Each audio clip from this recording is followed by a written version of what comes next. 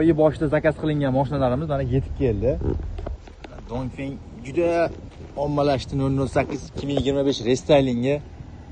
Oybek aka bular 15 kun ichida yetib keldi, xudo xolasa. 15 kun ichida yetib keldi. Bu Dongfeng 008 restayling varianti bu. Aha.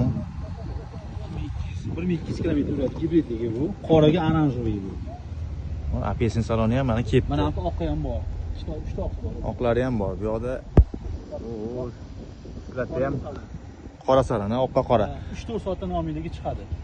Narxi kelishdi bilan 32 mingdan qilib beramiz. 32 mingdan. Ko'p joydan arzon lekin birinchi qo'l bilan mana yana olib tushirishyapti mana masalan.